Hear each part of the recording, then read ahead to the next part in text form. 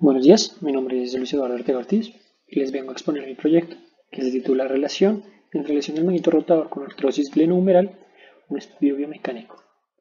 Entonces, en Estados Unidos únicamente al año los tratamientos de lesiones del manguito rotador cuestan 7 millones de dólares. Y en el mundo, el síndrome del manguito rotador es la quinta patología laboral más prevalente y la segunda enfermedad osteomuscular. ¿Esto qué conlleva?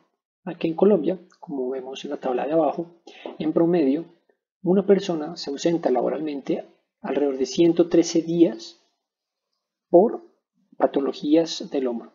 Y esto le cuesta al empleador alrededor de 2,5 millones al año por prestaciones asistenciales y económicas. También, como podemos ver en la gráfica de arriba, el mayor problema que una persona tiene cuando se reporta a un hospital diciendo que tiene un dolor en el hombro consiste en el síndrome del manguito rotador, ya hemos mencionado, es el más prevalente, y un dolor inespecífico. Estas dos patologías en su mayoría se ven relacionadas con la articulación glenohumeral.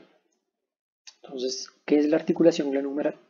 Como podemos ver acá, la articulación glenohumeral consiste en la unión del húmero con la escápula y 4 músculos que están insertados en la escápula y en el húmero, que son el subescapular, que vemos a la izquierda, y a la derecha los 3 músculos restantes, que son el redondo menor, el infraespinoso y el supraespinoso.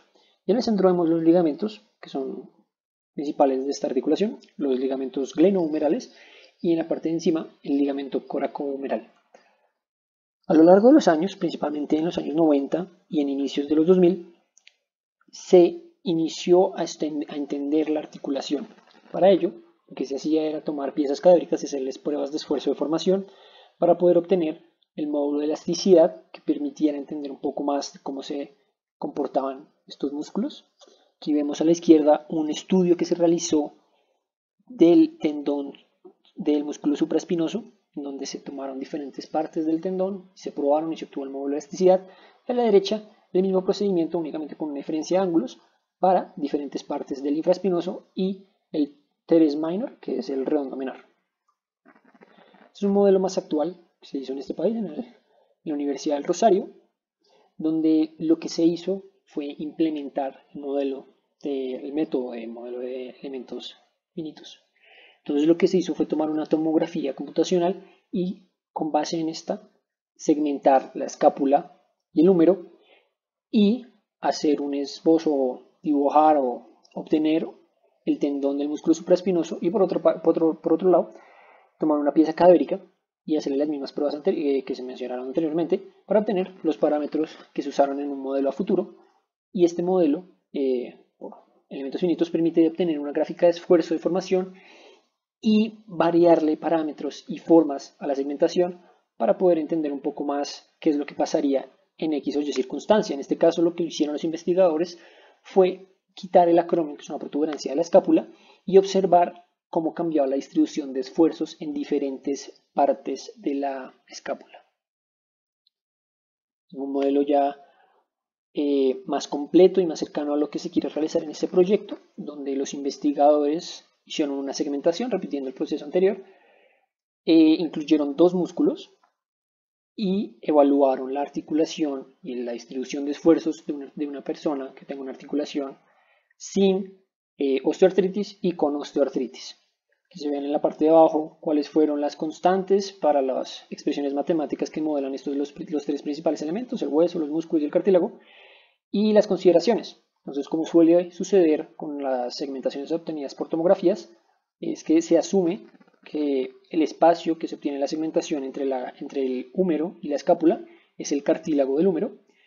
Ellos asumieron un comportamiento pasivo de los músculos y en el modelo aplicaron un preestrés de 1.5 kilopascales a los músculos. Entonces, ¿qué resultados obtenieron? Ellos obtuvieron que el modelo planteado concordaba con lo observado en pacientes con osteoartritis, dado que el modelo permitía entender que al final de la enfermedad se obtenía una luxación de la cabeza humeral.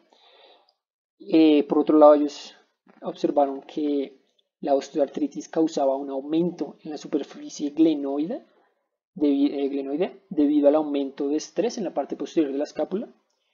y observaron que las fuerzas que ellos obtuvieron, las fuerzas musculares, fueron menores a las reportadas en literatura. ¿Esto por qué se debe?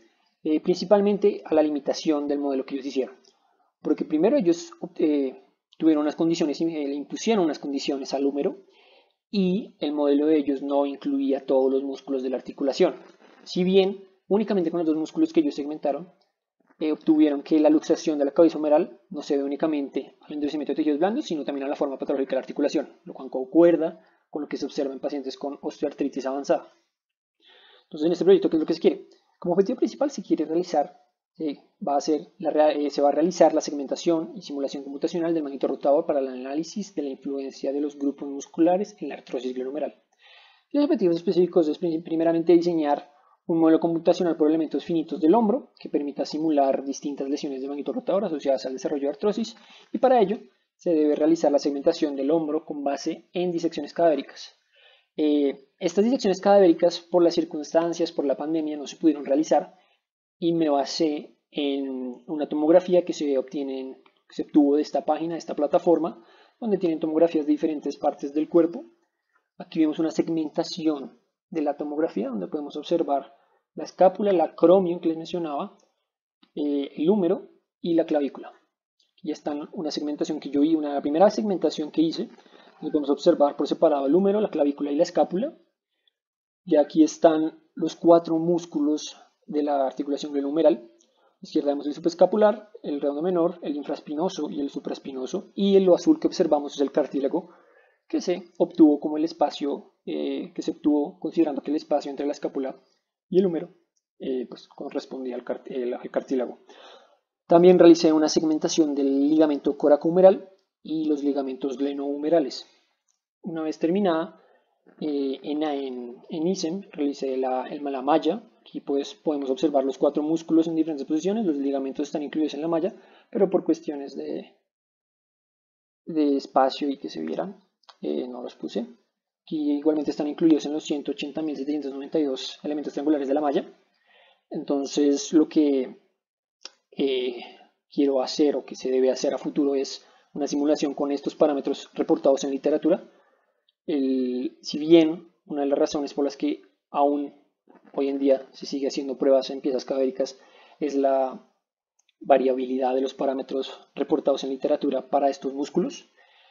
En el caso del subescapular, la variabilidad es mucha, casi que en algunos artículos se llega a tener módulos de elasticidad iguales al redondo menor y en otros iguales al supraespinoso. Entonces toca hacer a futuro pruebas cadavéricas para obtener ese parámetro. Entonces, como pues estaba mencionando, a trabajo futuro, una vez que se tengan todos los parámetros, pues se debe hacer un análisis de distribución de fuerzas basados en la simulación y los resultados obtenidos validarlos con pruebas en piezas cadavéricas. Por último, las conclusiones que pude obtener de este modelo, o lo que llegué, es que en el presente estudio se logró desarrollar un modelo tridimensional de la articulación glenohumeral que incluye todos los músculos anatómicos e inclusive incluye 2 ligamentos, bueno, en este caso 4, los ligamentos glenohumerales y el ligamento coracohumeral, y que el modelo planteado permite el estudio a futuro de la distribución de esfuerzos en una simulación en la articulación completa, lo que permitiría entender el desarrollo de la artritis como nunca se ha hecho, en el sentido de que permitiría entender el desarrollo de la artritis con una mayor fidelidad a la anatomía de la articulación, entendiendo cómo se distribuiría los esfuerzos en la escápula y en el húmero con la tensión causada por estos 4 músculos y los ligamentos. Muchas gracias.